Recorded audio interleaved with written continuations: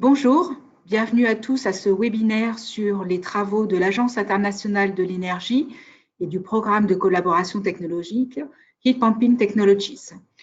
Ce webinaire va être animé aujourd'hui par Odile Corré, EDF R&D, et moi-même, Michel Mondeau du CETIAT. Je tiens d'ores et déjà à remercier Odile pour sa participation à ce webinaire.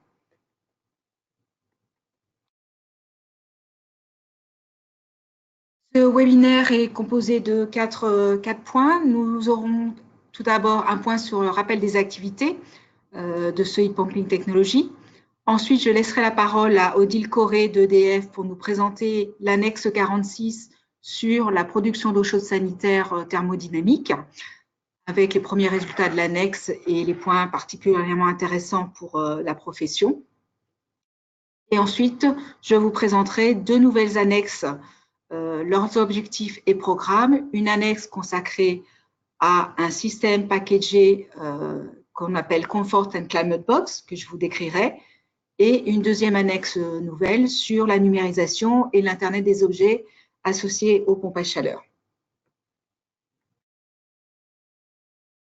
D'abord, un premier rappel sur les activités de l'AIE, PCT-HPT. Donc, PCT pour Programme de collaboration technologique, donc au sein de l'Agence internationale de l'énergie. Et ce PCT est consacré aux technologies de la pompe à chaleur. Actuellement, nous avons 17 pays participants à ce HPT, puisque nous avons accueilli tout récemment la Chine comme 17e participant. Au niveau français, le délégué principal est l'ADEME, mais celui-ci est représenté par le CETIAT. Le HPT est consacré essentiellement à des travaux de recherche et de développement et de dissémination d'activités sur les pompes à chaleur que l'on dénomme annexes. Et la dissémination d'informations est un volet très important piloté par le HPC, le Heat Pump Center, associé au HPT, avec différents supports tels qu'un site internet, dont je vous indique l'adresse, heatpumpingtechnology.org, des comptes Twitter et LinkedIn. Vous pouvez avoir également accès à des sites pour les différentes annexes en cours, avec des informations publiques, et puis différents supports tels qu'un magazine HPT, une newsletter, un rapport d'activité. Le HPT organise également une conférence dont on parlera et une réunion qui s'appelle National Expert Meeting qu'on couvrira également. Je me permets de vous rappeler que à l'aide du petit panneau de configuration sur la droite de votre écran, vous avez accès à un petit panneau questions et je vous invite donc à inscrire vos questions ici, puisqu'à l'issue de chacune des parties de ce webinaire, on consacrera quelques minutes à répondre à vos questions. Voilà, petit oubli rectifié. Alors, l'ADEME est effectivement le représentant légal au sein de l'AIE PCT-HPT. Toutefois, il a confié un certain nombre de missions au CETIAT, assurer la représentation de la France au HPT, principalement donc, au comité exécutif et aux réunions dans lesquelles on valide, suit les travaux et confirmons l'acceptabilité des rapports des différentes annexes qui sont menées.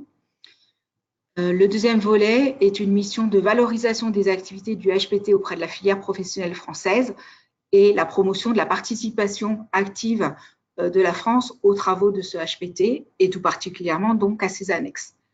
Dans le cadre de cette valorisation des activités de la promotion, nous organisons une série de webinaires. Le premier webinaire a eu lieu le 14 février 2019. Nous avons aujourd'hui ce deuxième webinaire et nous organiserons un troisième webinaire à l'automne et donc nous vous informerons de la date précise de ce webinaire en temps voulu. Des rappels sur le premier webinaire qui a été essentiellement consacré à une présentation très détaillée de l'organisation du HPT. C'est pour ça que nous n'y revenons pas cette fois-ci. Nous avons bien décrit les objectifs d'un programme collaboratif, leur fonctionnement, les pays participants au HPT, le rôle du HPC dans la diffusion des informations, les différents supports d'information et comment se construisent ces fameuses annexes, leur préparation, leur structure, le déroulement des annexes et comment y participer. Nous avions également fait la présentation des résultats d'une annexe 42 sur l'intégration des pompes à chaleur dans les réseaux intelligents et nous avions ouvert à la participation d'une nouvelle annexe lancée en tout début 2019 et consacrée donc au fluide frigorigène bas GWP dans les pompes à chaleur. Si vous souhaitez revenir sur ce webinaire, vous pouvez tout à fait aller sur le site youtube.com pour revoir cette vidéo de ce premier webinaire. Les actualités à suivre du HPT, la prochaine réunion du National Experts Meeting, qui s'appelait initialement National Teams Meeting, puisque seuls les pays participants et leurs délégués pouvaient y participer. Maintenant, cette journée de brainstorming et d'échange sur les besoins en R&D est ouverte à tous. Donc, elle aura lieu le 24 octobre 2019 à Nuremberg, conjointement donc avec le European Heat Pump Summit qui aura lieu les 2 jours précédents. Et la thématique pour cette journée de réflexion ensemble sera dédiée donc aux nouvelles applications, aux nouveaux marchés et peut-être à des niches spécifiques pour les pompes à chaleur. Donc, dès que j'aurai des informations un peu plus précises sur l'organisation de cette journée, je vous en informerai aussi et je vous rappellerai, donc vous êtes les bienvenus à cette journée de brainstorming. Autre événement un petit peu plus loin, c'est l'organisation de la 13e conférence de l'AIE sur les pompes à chaleur qui aura lieu en mai 2020 en Corée du Sud et qui a pour intitulé, si je puis dire, donc Mission pour une planète verte. L'appel à résumer a été ouvert au 1er janvier et a été étendu donc, du 15 mai au 30 juin. Donc, je vous invite là aussi à aller sur le site HPC 2020 pour voir les thématiques de cette conférence et soumettre un article si vous avez des travaux R&D que vous souhaitez présenter lors de cette conférence. Il sera encore temps d'ici le 30 juin. Voilà les 2 éléments principaux dans les actualités du HPT. Enfin, les annexes en cours. Actuellement, nous avons encore 8 annexes qui sont en cours. Donc, si on part du bas du tableau, l'annexe 46 qui va vous être représentée aujourd'hui par Odile, qui devait se terminer en septembre mais qui sera prolongée. L'annexe 48 qui vient juste de se terminer, que l'on a clôturé lors de l'Exco du mois de mai. Les annexes 49 sur les pompes à chaleur pour les bâtiments à énergie positive. L'annexe 50 sur les pompes à chaleur plutôt dédiées au chauffage et à la production d'eau chaude sanitaire dans les petits logements. L'annexe 51 sur l'acoustique des pompes à chaleur. L'annexe 52 sur des mesures sur site et l'évaluation des performances pour les pompes à chaleur géothermiques dédiées aux petits bâtiments. Annexe 53 sur des développements et des solutions alternatives à la réfrigération et au froid thermodynamique. Et enfin, l'annexe 54, dont je viens vous parler, sur les fluides frigorigènes bas GWP pour les pompes à chaleur.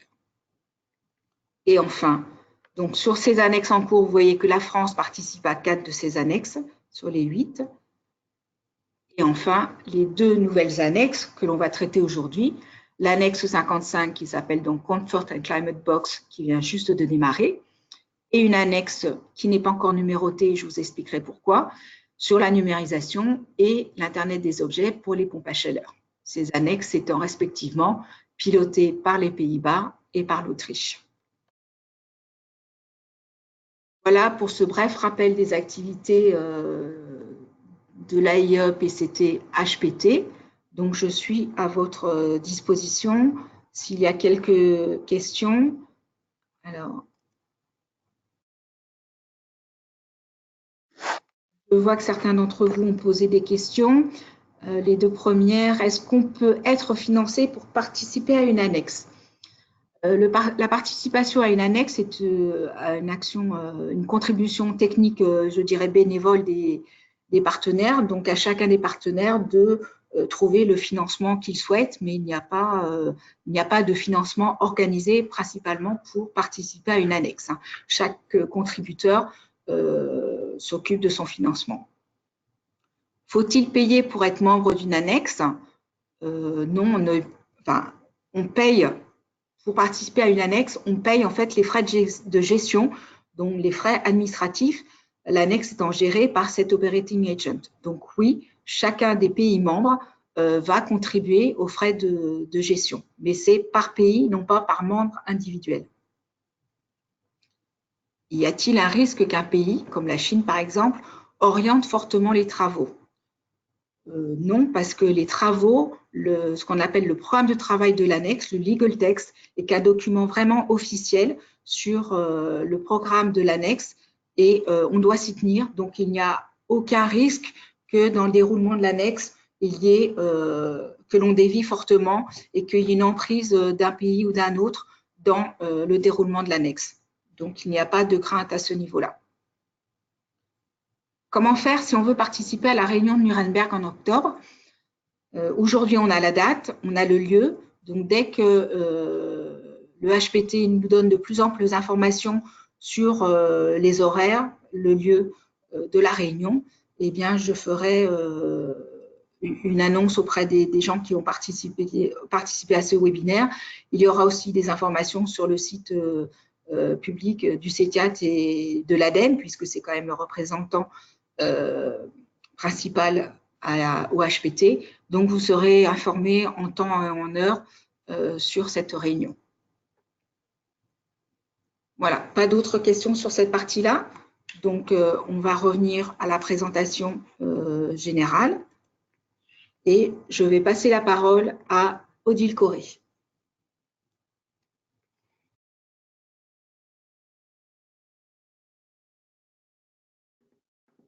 Bonjour à tous.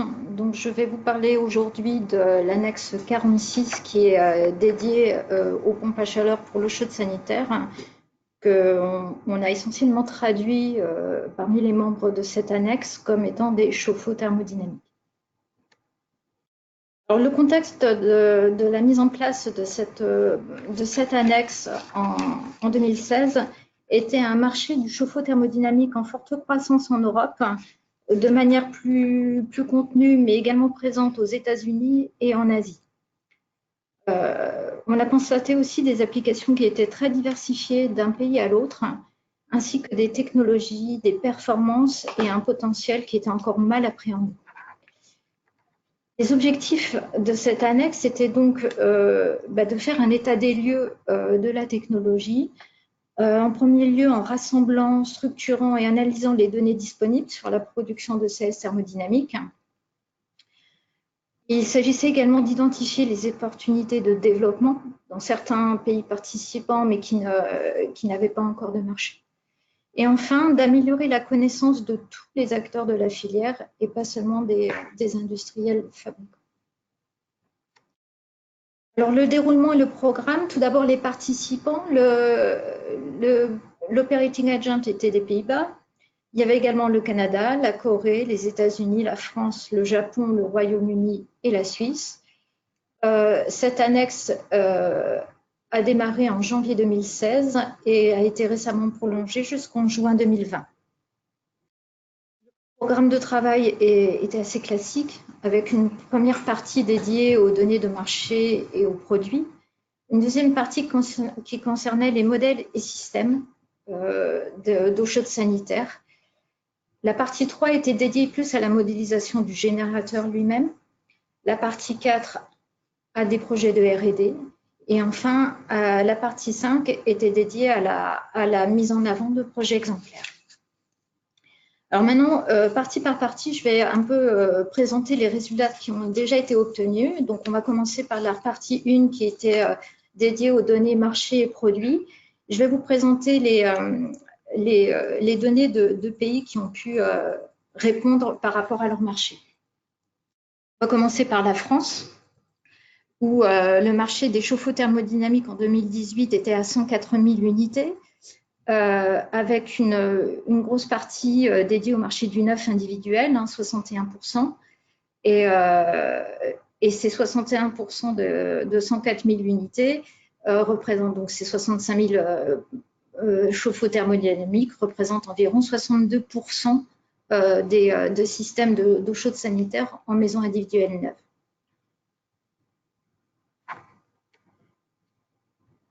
Les chauffe-eau thermodynamiques en France sont essentiellement aujourd'hui sur air extérieur, gainé au split, alors que c'est une évolution par rapport au premier développement du chauffe-eau thermodynamique qui était à l'époque essentiellement sur air ambiant.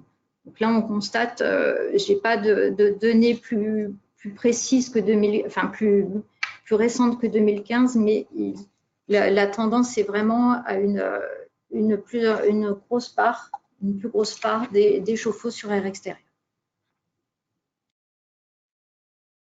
Passons aux Pays-Bas, qui a un marché qui est beaucoup plus faible que le marché français. On est en 2017, les dernières données officielles de 2017, on était à 750 chauffe-eau thermodynamiques. Et donc, ce marché est faible. Les tendances sont plutôt au développement, un développement qui est attendu mais qui reste raisonnable. Et ce développement est prévu et est dû à une réglementation qui devient de plus en plus favorable. D'une part, avec la fin du raccordement gaz dans le neuf, depuis 2018, il faut une dérogation pour être raccordé au gaz dans les bâtiments neufs aux Pays-Bas, et également un programme de subvention pour les pompes à chaleur et les chauffe-eau thermodynamiques de plus en plus favorable. On constate que les produits présents là, sur le marché des néerlandaises sont plutôt de 2 à 3 kW thermiques et avec 150 litres de stockage. Aux États-Unis, les chauffe-eau thermodynamiques sont apparus il y a environ une dizaine d'années. On est parti de 34 000 unités en 2012 pour se stabiliser à partir de 2016-2017 autour de 55 000, 60 000 unités par an, ce qui fait à peu près 1,5% de part de marché des chauffe-eau électriques aux États-Unis. On a des produits qui sont certifiés là-bas et avec des conditions qui sont assez proches des conditions de certification européenne et des résultats qui sont, je dirais, un peu inférieurs puisque les résultats sont compris entre 2,2 et 2,75. Au Japon, là c'est un pays très particulier, je pense qu'on en a tous conscience, on a un parc de plus de 5 millions de chauffe-eau thermodynamiques avec 400 000 à 500 000 ventes annuelles ces dernières années. Ce sont quasi exclusivement des CET au CO2 avec le fameux programme EcoCute qui a démarré au début des années 2000.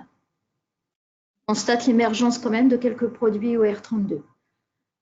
Les capacités varient selon la taille de la famille, entre 300 et 560 litres. La moyenne est plus proche de 560 litres que de 300. Donc on n'est pas du tout sur les mêmes tailles de produits qu'aux Pays-Bas, par exemple, ni même en France, où la moyenne est autour de 250 litres. À la Suisse, on a environ 5 000 unités vendues en 2015. Compte tenu du tableau que je vous présente sur ce slide, on peut supposer que c'est essentiellement des chauffe-eau sur air ambiant, puisqu'ils ne sont testés qu'à 15 et 20 degrés d'air ambiant. Des performances qui sont plutôt satisfaisantes et des tailles de ballons qui sont à peu près équivalentes aux tailles de ballons français. Voilà pour la première partie. En deuxième partie, on a voulu positionner les chauffe-eau thermodynamiques par rapport à d'autres systèmes en termes d'efficacité énergétique.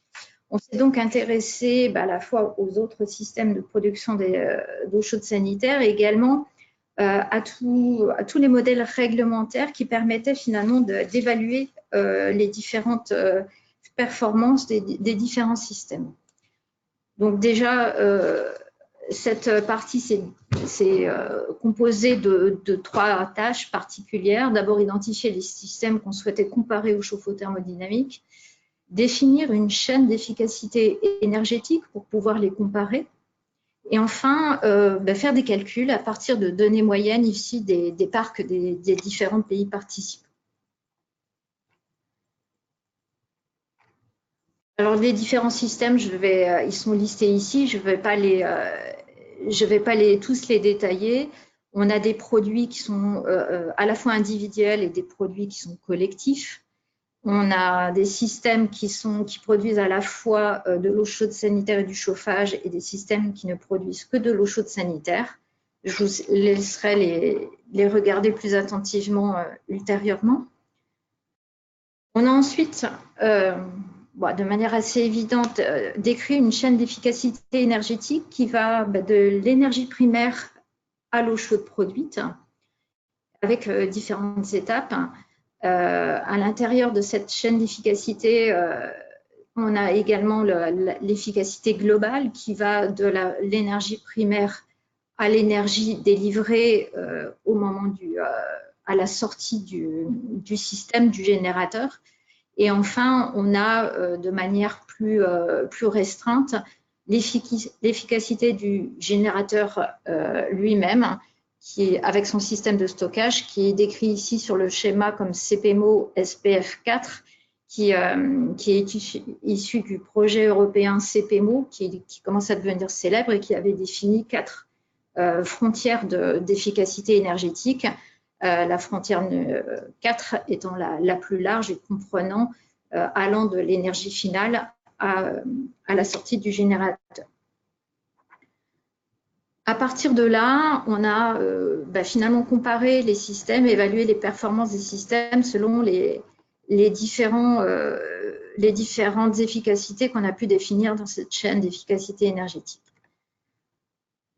On va commencer par ce fameux SPF4, c'est-à-dire l'efficacité des différents systèmes en énergie finale, et on l'a décrit en fonction du profil de demande. On a décrit 3 profils qui correspondent au profil S, M et L de la norme NFEN 1647, que vous connaissez certainement tous. Et on a évalué l'efficacité énergétique des différents systèmes.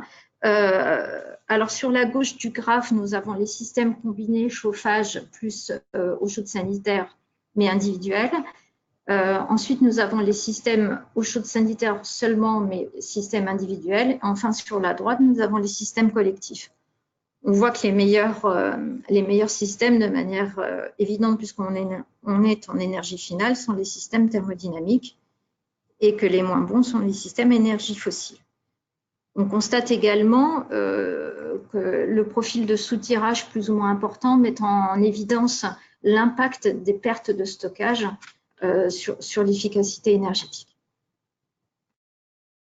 Ensuite, on est retourné à l'énergie primaire pour évaluer l'efficacité énergétique globale des systèmes, d'abord en prenant un profil M et un facteur d'efficacité, un facteur de conversion en énergie primaire de 2.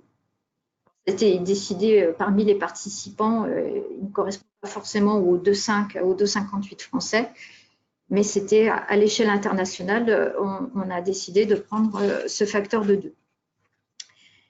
Et donc là, on voit déjà l'impact sur l'efficacité énergétique. On voit que l'écart entre le ratio entre les meilleures performances et les moins bonnes est beaucoup plus faible. Ça atténue les différences d'efficacité énergétique. Si on ajoute à cela, sur le graphe de droite, des pertes de distribution dans les logements, qu'on a évaluées à 1000 kWh par logement et par an, là encore, on finit par avoir un ratio entre les meilleures performances et les moins bonnes qui est plutôt de l'ordre de 3, alors qu'au départ, on était plutôt de l'ordre de 10. Mais les systèmes thermodynamiques restant les plus performants tout de même. On passe maintenant à la partie 3 de modélisation, cette fois du fonctionnement du générateur. Là, le but était finalement d'évaluer plus précisément le fonctionnement du chauffe-eau thermodynamique lui-même. Une première partie de cette partie 3 était de recenser toutes les études sur la modélisation des chauffe-eau thermodynamiques. On a recensé beaucoup d'études sur la performance, sur les nouveaux fluides, sur la stratification du ballon essentiellement. Alors, l'analyse et la synthèse de ces études sont en cours.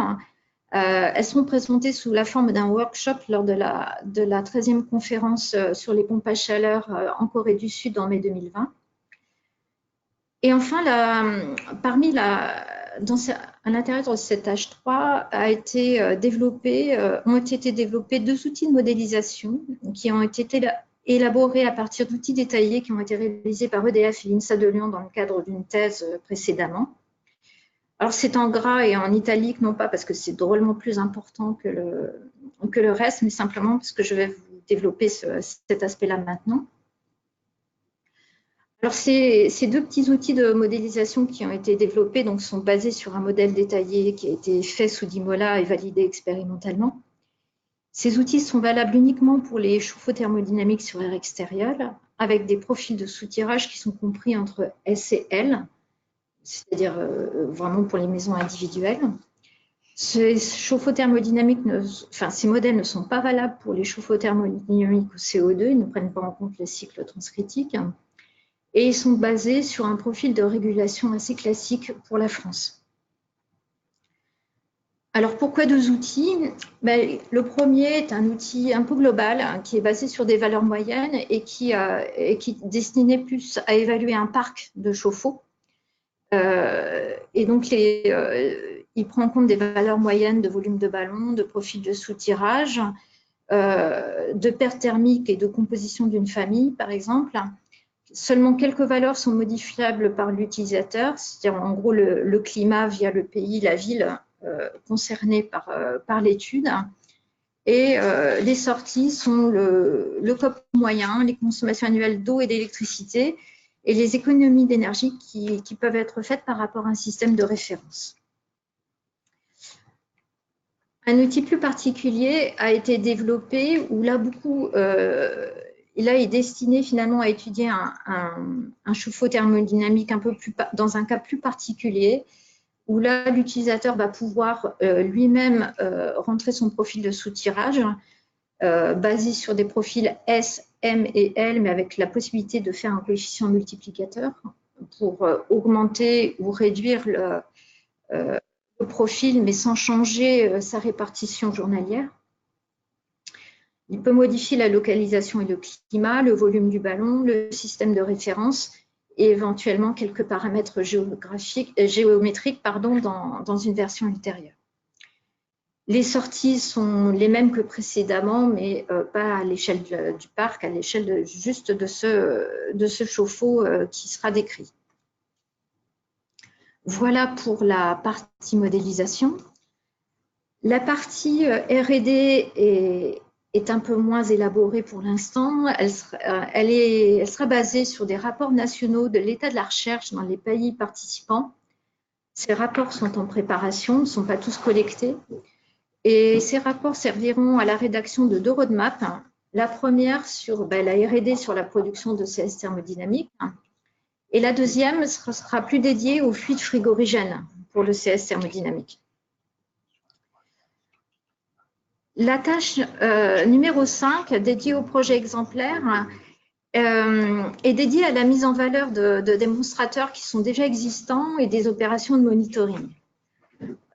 Pour cela, on s'est basé sur une fiche qui a été réalisée dans le cadre de l'annexe 50 sur les pompes à chaleur dans le logement collectif et qu'on réutilise pour cette annexe. Le but, c'est d'avoir vraiment un catalogue de fiches, de projets un peu exemplaires qui peuvent être utilisés pour montrer la faisabilité et l'intérêt de l'eau chaude thermodynamique à la fois en logement individuel et en logement collectif. Pour ce qui concerne cette annexe 46, les fiches sont en cours de collecte. Alors, les premiers enseignements de cette annexe montrent une grande hétérogénéité de développement des marchés. Quand on voit les différences entre le Japon et, par exemple, et la Corée du Sud, où pour l'instant, il n'y a aucune production de CS thermodynamique. Et on a une grande différence de développement de marché, mais également de produits et d'utilisation à travers les pays participants. Comme je viens de le dire, mais j'y associerai la France, on a vraiment deux pays qui ont un développement particulier des chauffe-eau thermodynamiques. Et d'où la difficulté finalement à développer des outils communs à tous les pays participants et à développer des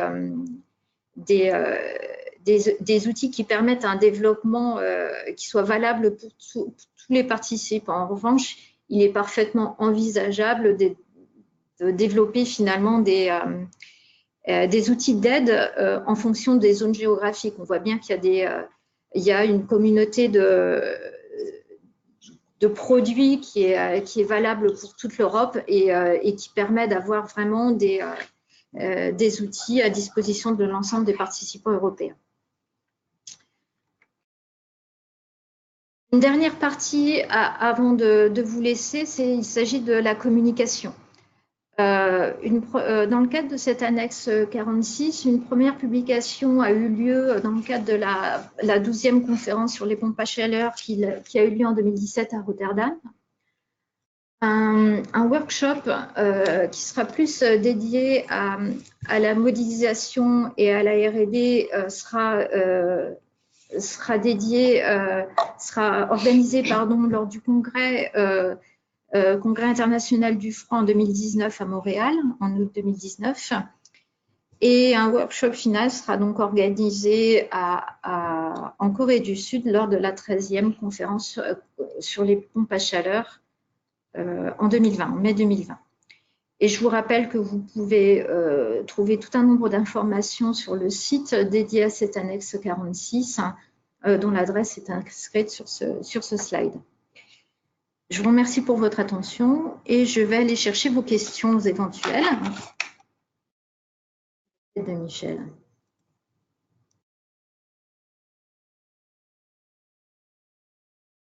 Alors, vous n'avez pas montré des chiffres de marché pour tous les pays participants de l'annexe. Est-ce que ces pays n'ont rien fourni? Ces pays ont fourni des chiffres, certains, pas tous, mais pas sur les chauffe-eau thermodynamiques. En fait, ils n'ont pas de marché sur les chauffe-eau thermodynamiques. Et ils ont, par exemple, la Corée du Sud a fourni énormément de chiffres, mais sur les pompes à chaleur RR. Ils n'ont rien d'autre pour l'instant. Y a-t-il déjà un rapport de la tâche 1 marché? Où peut-on le trouver? Il n'est pas encore complètement finalisé, ce rapport global sur ce rapport de synthèse sur la tâche 1, pour la simple raison que certains pays n'ont encore pas fourni leur rapport. Les deux modèles développés sont-ils ou seront-ils disponibles? Pour l'instant, ils sont disponibles sous forme d'exécutables pour les participants à l'annexe 46. EDF réfléchit bien entendu à le mettre à disposition plus large, mais c'est encore l'état de réflexion. Dans les modèles, quel est le système de référence qui sert à la comparaison de performance? Là, on a le choix. En règle générale, c'est le chauffe-eau Joule pour la France. Dans d'autres pays, ils préfèrent choisir le CS gaz. Ça dépend des pays, ça dépend de ce que souhaite l'utilisateur, mais plusieurs systèmes de référence sont disponibles.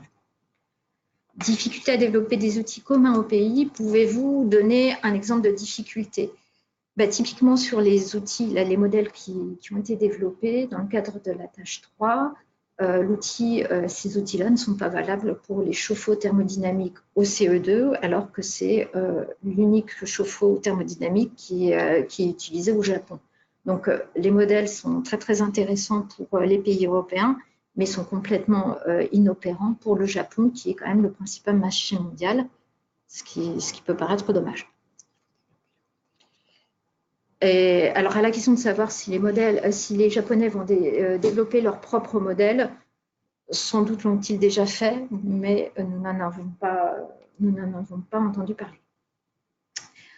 Voilà, écoutez, je vous remercie pour votre attention. Je repasse la parole à Michel Mondeau.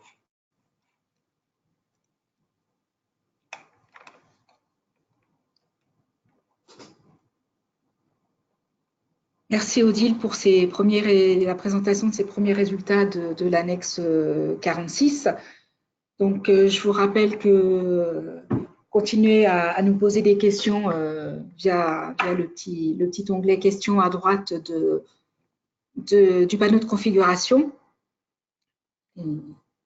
Alors, nous allons maintenant passer à des annexes qui sont tout à fait récentes, donc il n'y aura pas de résultats, mais par contre, on va vous décrire un petit peu le programme et les objectifs de ces annexes. Donc, l'annexe 55 s'appelle Comfort and Climate Box, donc un nom un petit peu hermétique qu'on va essayer de vous décrire, de vous expliquer.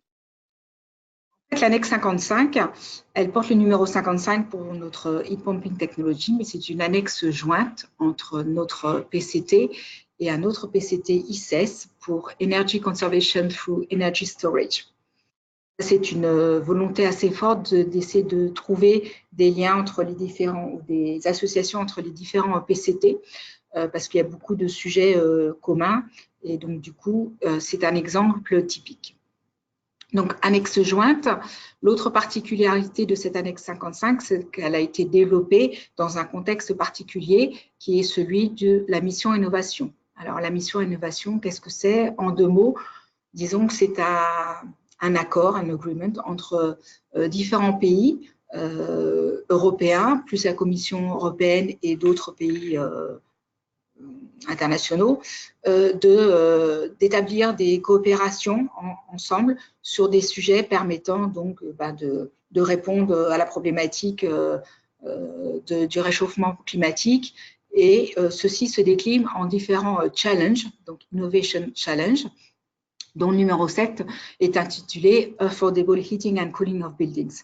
Et c'est dans ce cadre-là donc que l'on propose des projets, et le projet de l'annexe 55 répond effectivement aux objectifs de cet Innovation Challenge numéro 7 sur donc l'accessibilité du chauffage et du refroidissement dans les bâtiments. Donc, quand on détaille un petit peu plus l'intitulé exact de l'annexe, si son nom vis-à-vis de la mission innovation s'appelle Comfort and Climate Box, son sous-titre pour le travail proprement dit et s'intitule plutôt développement du marché pour des ensembles packagés, pompe à chaleur et stockage. Donc, stockage thermique ou électrique, stockage d'énergie dans tous les cas. Alors, comment décrire le concept de cette boîte, de cette Comfort and Climate Box? Donc, c'est bien ce qu'on a dit, une pompe à chaleur associée à un module de stockage d'énergie et le tout piloté par des contrôles et une régulation spécifique associée. Donc, c'est vraiment une unité physique réelle constituée de modules. Hein, donc, c'est pour ça qu'on appelle ça un peu une boîte. Tous les composants doivent être conçus pour fonctionner ensemble d'une manière modulaire et surtout être exploités dans le cadre d'une stratégie qui est bien dédiée, spécifique et optimale par rapport à l'endroit ou l'application de cette boîte. La Comfort and Climate Box donc, va assurer le chauffage, le refroidissement, la production ECS d'un bâtiment, et ce en étant alimenté par des apports solaires, thermiques ou photovoltaïques, et par des batteries électriques ou en étant raccordé au réseau électrique, de préférence intelligent. Description plus schématique de ce concept. Donc, on voit bien cette boîte comprenant 3 éléments, la pompe à chaleur, un système de stockage d'énergie, qu'il soit thermique et ou électrique, le tout piloté par une régulation. Ça, c'est notre boîte. Cette boîte, elle va être alimentée soit par un réseau électrique intelligent sur la gauche, soit par, alternativement, du PV solaire, des batteries électriques ou du solaire thermique. L'objectif de cette boîte est bien entendu de fournir le chauffage et le refroidissement. Alors, c'est plutôt ciblé maisons individuelles ou petits logements et petits commerces. Donc, le cadre de la boîte, c'est bien ce périmètre orange de stratégie de régulation qui est bien décrite et définie pour ce contexte. Alors, les critères que l'on vise pour ce Comfort and Climate Box, Eh ben, il y en a 9. Il y a l'accessibilité. Donc, en fait, il faut pouvoir pour pouvoir disposer de cette boîte et de pouvoir l'intégrer à un bâtiment, que ça réponde bien à ce dont on a besoin. Son encombrement, c'est un point qu'il faut regarder. Sa conception intégrale et, je dirais, intégrée, surtout, dès le départ. Ça doit être un élément facile d'installation, donc l'aspect plug and play, hein, pas de raccordement complexe. Bien entendu, une qualité au niveau de l'efficacité. Ce doit être un produit prêt à être connecté à un réseau intelligent. Il doit avoir ses propres régulations et il doit être, disons, apprécié, c'est-à-dire que l'utilisateur doit être satisfait de l'utilisation de cette boîte pour, encore une fois, la fourniture de chauffage, refroidissement et ECS dans sa maison. Les objectifs de l'annexe, c'est surtout de définir des solutions vraiment packagées, hein, cette boîte, et ce par rapport au climat des différents pays qui vont participer, parce que la solution n'est pas unique, elle pourra être différente en Grande-Bretagne, aux Pays-Bas, aux États-Unis, en Corée, etc. Néanmoins, cette boîte doit comprendre un stockage thermique et ou électrique qui doit permettre d'avoir une capacité à peu près d'une journée d'utilisation pour le chauffage du bâtiment considéré. La boîte doit permettre de maximiser l'autoconsommation de la production en renouvelable et de permettre l'écrêtage de pointe en journée lorsque on bascule sur le réseau. Les applications qui sont visées sont, comme je l'ai dit, la maison individuelle ou les petits commerces principalement. Et il s'avérait que le développement de ce concept soit plutôt dédié à des bâtiments existants. Voilà. L'important, c'est de ne pas faire de la conception, je dirais, et de la recherche fondamentale par rapport à ça. C'est vraiment la contribution d'un partenaire doit viser à avoir un prototype, une solution quasiment prête à mettre sur le marché. Comme dans toute annexe, donc on a différentes tâches, donc ils ont appelé Work Package ici. La première étant bien entendu d'évaluer l'état du marché. Est-ce qu'il existe déjà des systèmes sur le marché? Donc, soit des systèmes similaires ou des box telles qu'on l'a décrite. Est-ce qu'elles existent déjà sur le marché? Est-ce qu'il existe des fabricants ou des systèmes qui prochainement seront mis sur le marché? Est-ce qu'il y a des fabricants qui réfléchissent à ces produits? Selon les marchés, de quoi va-t-on avoir besoin? Est-ce qu'il y a parmi les 9 critères que l'on a cités un ou plusieurs critères qui sont plus importants par rapport au développement de ces produits-là? Et parmi les critères, est-ce qu'il y en a sur lesquels il faut travailler, il faut améliorer principalement? Donc, vraiment un état de l'art pour savoir dans quel axe travailler. La tâche 2 sera bien entendu consacrée au développement de ces prototypes, donc vraiment une construction de Comfort and Climate Box opérationnel, hein, et suivant la solution retenue par les participants, mettre l'accent spécifique sur un ou plusieurs critères de qualité.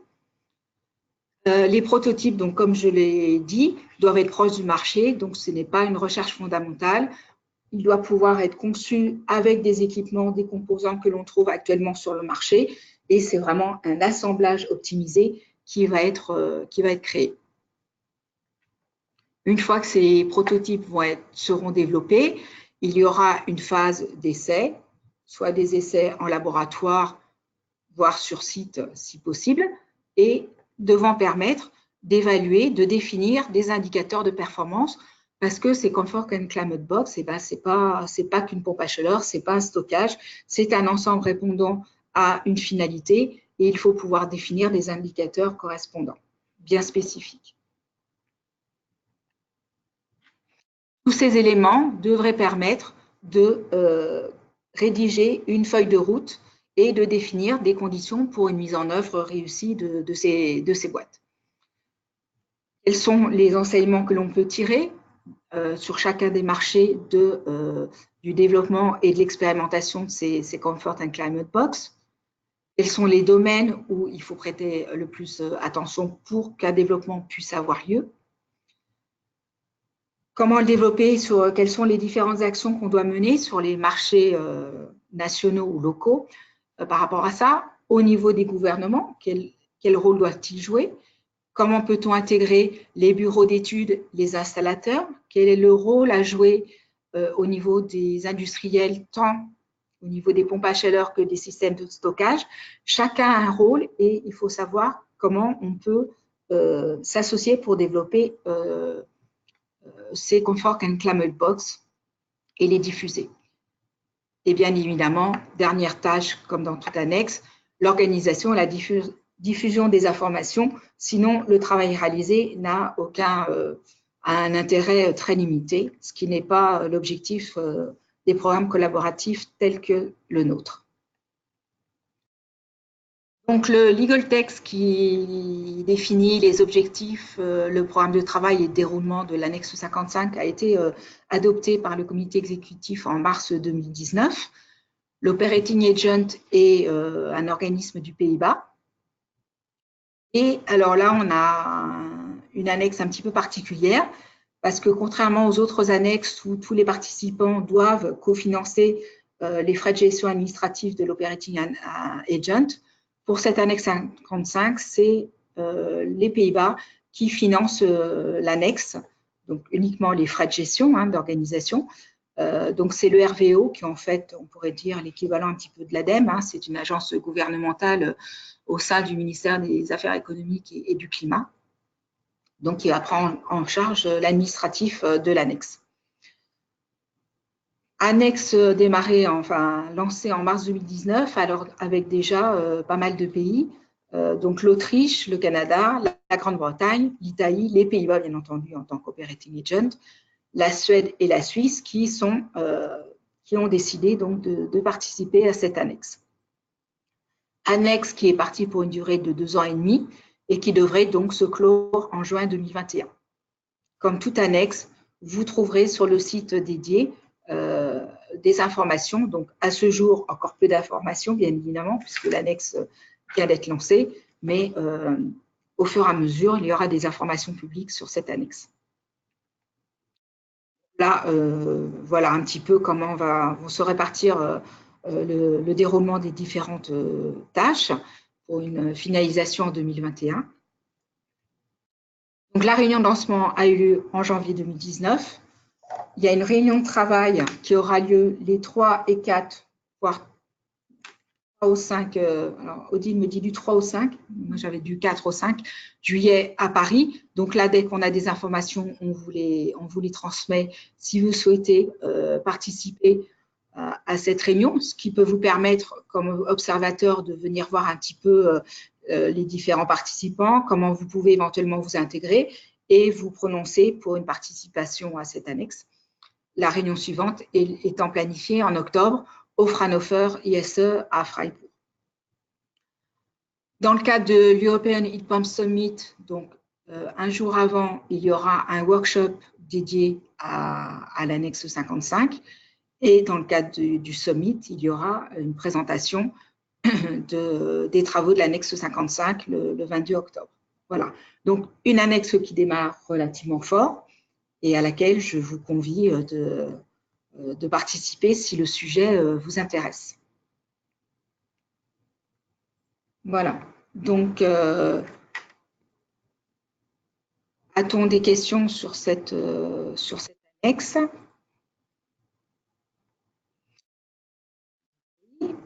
Donc, la première, les stockages de chaleur sont-ils en chaleur sensible ou latente? C'est ouvert, puisque on définit le concept de Climate Box, mais après, ce qu'il y a dedans est au choix du participant en fonction des composants qu'il a sous la main, de son marché.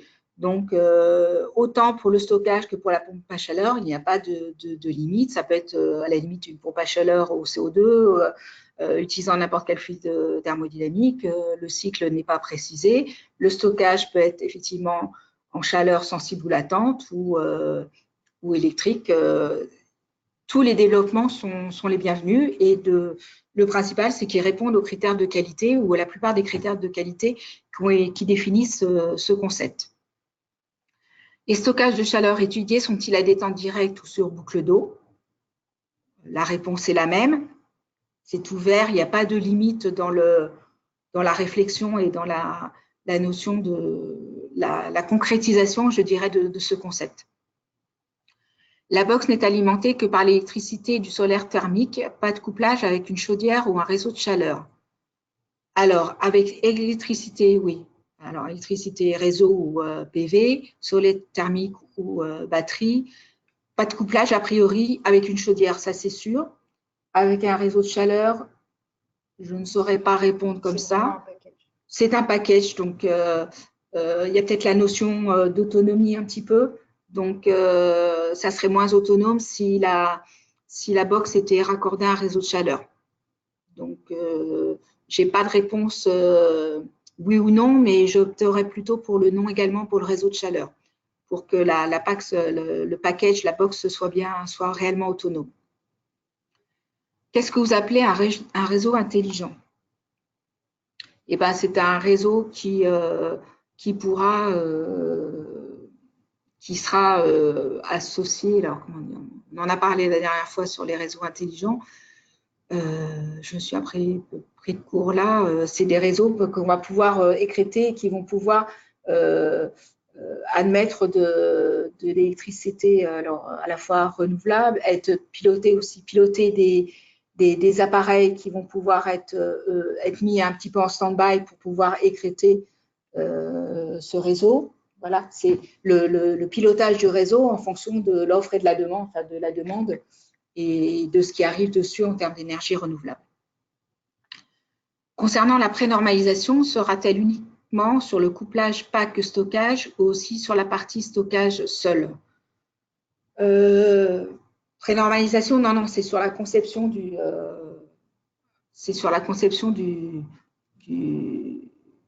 la box, hein, pas sur le stockage. Alors, on cherchera les travaux qu'il y a en normalisation sur le tout, mais après également sur le couplage.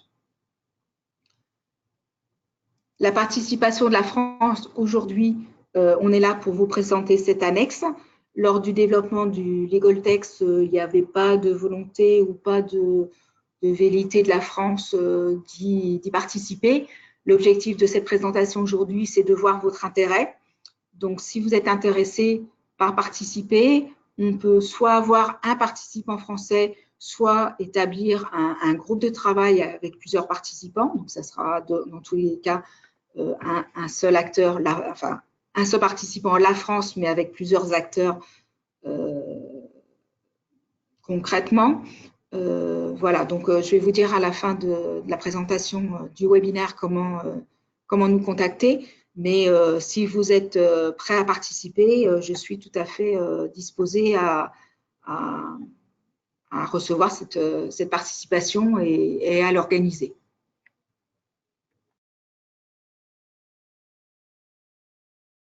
Voilà pour cette annexe. Nous revenons sur la dernière partie de notre webinaire, qui est là aussi une présentation d'une nouvelle annexe, qui a pour intitulé donc Digitalization and IoT of Heat Pumps, ou numérisation et Internet des objets pour les pompes à chaleur.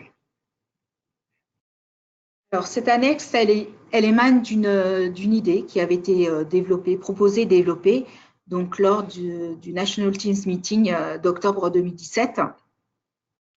Elle a été prise en main, si je puis dire, par l'Autriche, par l'Institut technologique autrichien, qui a donc préparé le Legal Text en décrivant les objectifs, un programme de travail pour cette annexe. Ce Legal Text a été validé par le comité exécutif du HPT en février 2019. Néanmoins, pour qu'une annexe soit réellement lancée et avoir un numéro, il faut qu'il y ait 2 pays participants.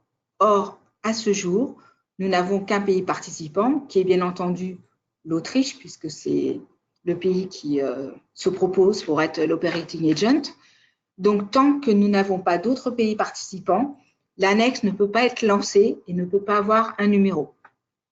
Donc, on espère que ça sera effectivement la prochaine annexe et qu'elle aura le numéro 56, mais pour l'instant, elle n'est pas numérotée. Pourquoi une réflexion sur la numérisation et l'IoT avec les PAC? C'est qu'on voit qu'on a un contexte de diffusion très, très rapide de la numérisation. Cette numérisation, elle s'implante partout, dans les véhicules, on a des systèmes intelligents pour la maison, on a du développement de machine learning. Et on se dit que si on intégrait les PAC dans la numérisation et dans l'IoT, on aurait des PAC qui permettraient de répondre de manière intelligente à différentes choses. En particulier, ça permettrait d'avoir une connaissance de l'efficacité énergétique de la PAC en temps réel.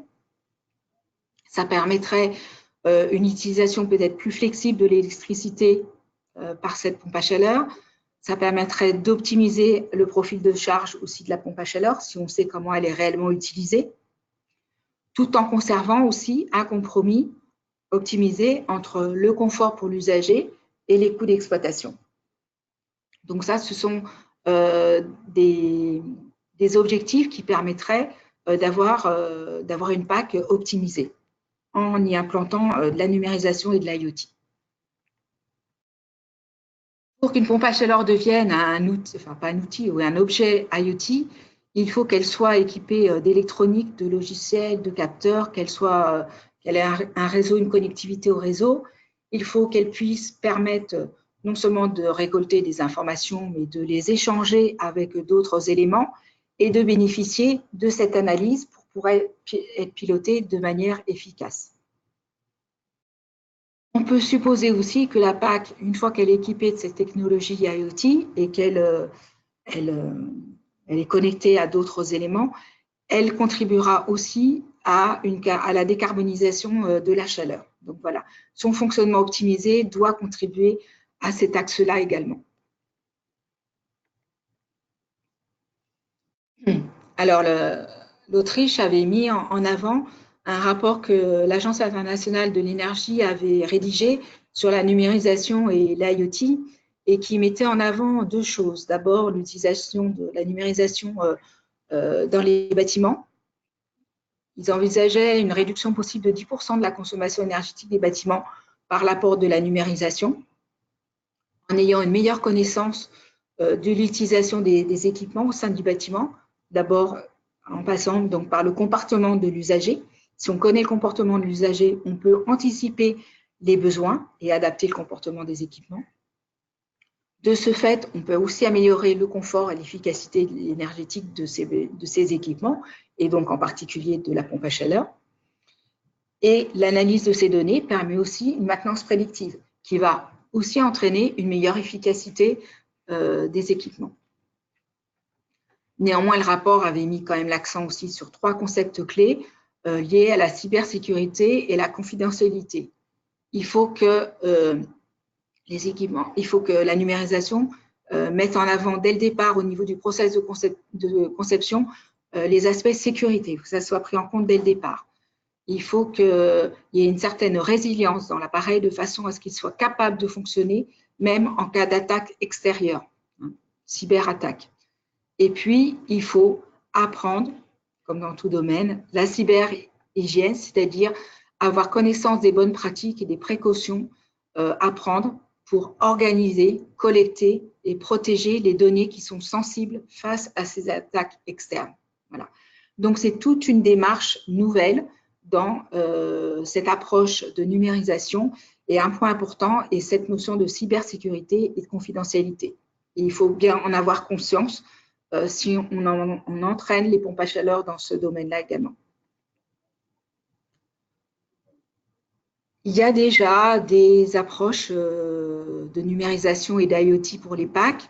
Il y a des composants, des industriels qui ont développé des composants, des plateformes IoT pour certains services, pour échanger des données. On connaît des thermostats intelligents. Des compressoristes ont déjà mis en place des compresseurs intelligents qui sont capables d'interagir avec d'autres composants intelligents, électroniques. On a des systèmes domotiques intelligents qui intègrent des PAC. Et la PAC va jouer un rôle de prosommateur dans un système énergétique totalement intégré. Alors, les objectifs et le champ d'application de l'annexe, parce que là, on voit bien quand même que c'est très, très large. C'est une première annexe qui aborde cet aspect numérisation IoT pour les PAC.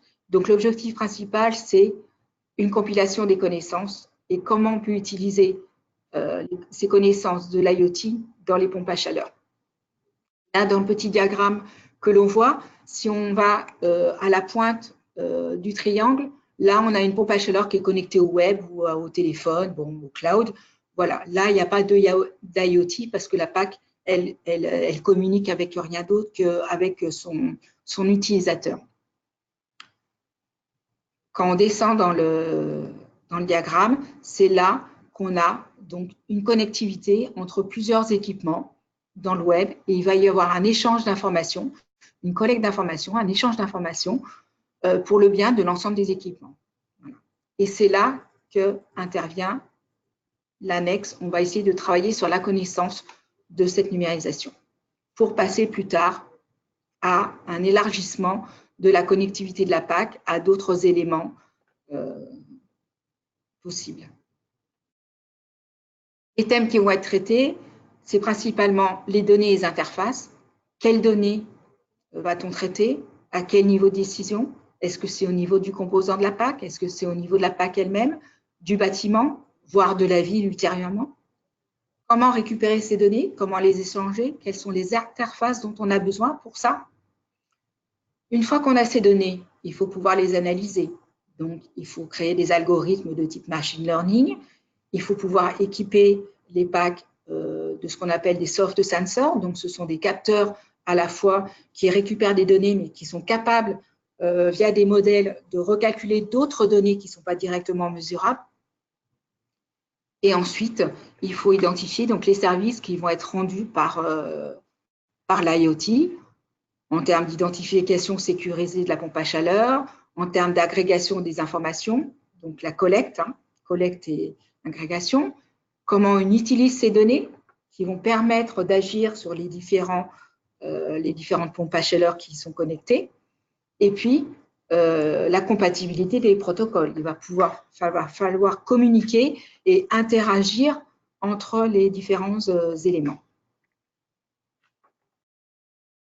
Bien évidemment, la structure du programme de travail est liée à ces trois axes qu'on a vus, avec en première partie un état de l'art à faire sur ce qu'il existe aujourd'hui, comment sont mis en place l'architecture des IoT, quels sont les acteurs aujourd'hui, tant au niveau du domaine des pompes à chaleur que d'autres domaines qui sont déjà implantés dans l'IoT.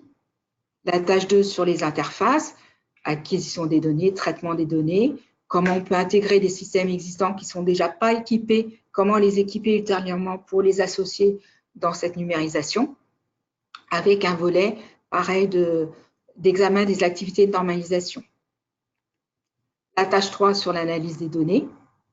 Voilà, alors il y a différents systèmes d'apprentissage, de méthodes d'analyse des données, les capteurs, l'intégration avec le BIM. Et enfin, la tâche 4 sur les services et à quel niveau. La pompe à chaleur dans le bâtiment, les services que vont apporter l'IoT, c'est une réponse intelligente à la demande. Maintenant qu'on a appris comment la PAC fonctionnait avec son utilisateur. Dans le Building Energy Management, pour la maintenance prédictive, pour faire du benchmarking. Les services IoT sont bénéfiques aussi aux PAC dans l'industrie, pour de l'automatisation et également de la maintenance prédictive dans ce domaine. On va regarder toutes les exigences techniques liées à ces services, les modèles économiques qui vont être associés, évaluer les risques et en particulier ceux liés à la cybersécurité, à la confidentialité et la sécurité de ces données. Voilà.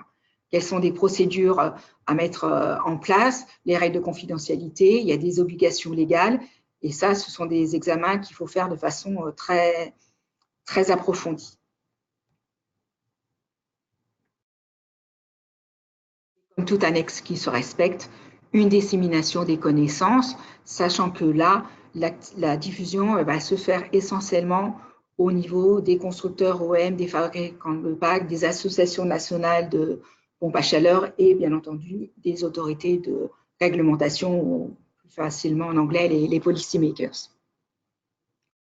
L'annexe souhaiterait pouvoir collaborer, bien entendu, avec la communauté IoT en bénéficiant peut-être du réseau, alors là, du networking des participants.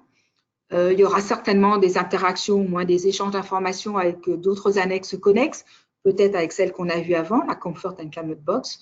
Et puis, peut-être que tout l'enseignement qu'on aura permettra aussi de contribuer au processus de normalisation de l'IoT dans sa globalité. Donc, cette annexe se déroule donc avec un operating agent qui sera l'Autriche. Si on part avec 4 pays participants, vous voyez que les frais d'annexe seraient de l'ordre de 5 000 € par an, donc sur 3 ans. Le planning prévisionnel, l'annexe devrait se dérouler si on atteint le minimum des 2 participants entre l'été 2019 et le mai-juin 2022, avec un déroulé des différentes tâches les unes derrière les autres. Voilà pour cette annexe très nouvelle. C'est un sujet effectivement très différent des sujets qu'on a l'habitude d'aborder, mais qui s'avère être certainement le futur des pompes à chaleur. Nous avons 2 questions sur ce sujet. Arrive-t-il qu'une idée d'annexe soit abandonnée si elle n'intéresse pas assez de pays? D'après vous, celle-ci démarrera-t-elle? Quand le saura-t-on? Alors, en général, quand on aboutit à un legal text, normalement, l'annexe est lancée. Quand on a un legal text, bien souvent, on a le nombre de participants suffisant et l'annexe, quand elle est adoptée, elle a tout de suite un numéro. Là, on est dans une situation, effectivement, où on n'a pas de pays participants. On peut peut-être se dire, au prochain comité exécutif qui aura lieu en octobre-novembre 2019, que peut-être on abandonnera ou on mettra en stand-by cette annexe en attendant. Voilà. Si vraiment on voit qu'il n'y a aucun pays qui est intéressé, elle peut être abandonnée ou elle peut être mise un petit peu en stand-by pour un certain temps. J'avoue que je ne saurais pas vous dire quand est-ce qu'elle va démarrer et dans quelles conditions. Enfin, la condition, c'est qu'il y ait 2 pays, mais je ne sais pas quand est-ce qu'on les aura. Si la France souhaite y participer, voilà, l'annexe pourra démarrer. Est-ce que l'annexe XX donc, est liée aux travaux du lot 33 Eco-Design Comparator History on Smart Appliances? Alors, il n'y a pas de lien entre les travaux, de ce règlement ERP et l'annexe de l'IEA proprement dite. Néanmoins, c'est une recommandation si l'annexe n'a pas, disons, dans l'état de l'art que va faire l'annexe, elle va certainement identifier ce règlement et peut-être se rapprocher du consultant qui établit l'annexe préparatoire à l'ERP pour le lot 33, mais c'est effectivement une bonne source de contact pour cette annexe et je me permettrai de contacter l'Autriche, peut-être leur dire de se mettre en relation avec le consultant de ce lot 33.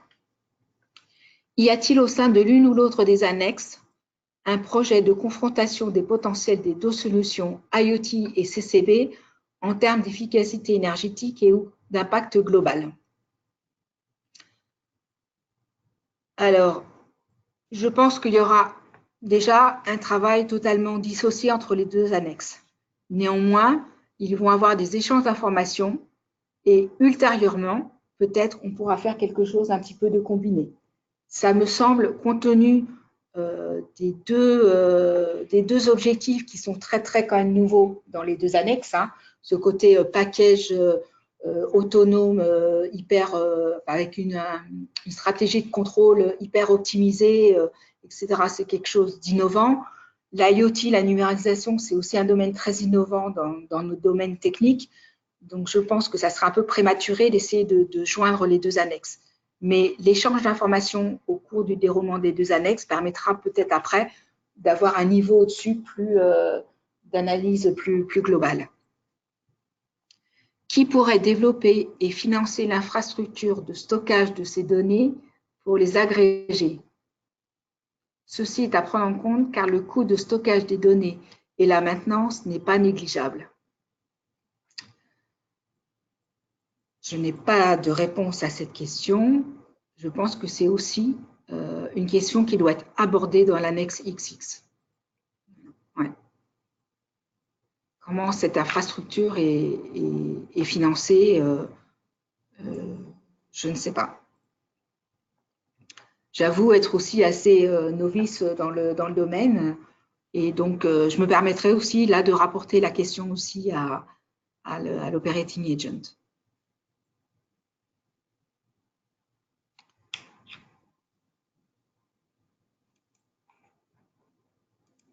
Donc voilà pour ce webinaire qui va se terminer. Tout d'abord, si vous avez d'autres questions ou si vous souhaitez vous envisagez une participation à l'annexe, n'hésitez pas à me contacter, bien entendu. Vous pouvez également contacter donc, le représentant officiel de l'ADEME qui est Paul Kaik. Donc, vous avez nos adresses mail indiquées. Je tiens à vous remercier tous pour votre participation à ce deuxième webinaire. Les présentations vous seront adressées par mail. Vous retrouverez également dans quelques jours donc, la vidéo du webinaire sur notre chaîne YouTube. Vous allez également recevoir directement une enquête de satisfaction. Donc, je vous remercie par avance de nous faire part de vos remarques, ce qui nous permettra aussi de progresser dans la préparation de ces webinaires. Et justement, pour que le troisième webinaire d'octobre soit également une réussite et autant de participants que ces deux premiers webinaires. Donc, je vous donne rendez-vous cet automne. Je vous remercie encore. Je remercie encore Odile Corré d'EDF d'avoir bien voulu participer à ce webinaire et je vous souhaite une très bonne fin de journée.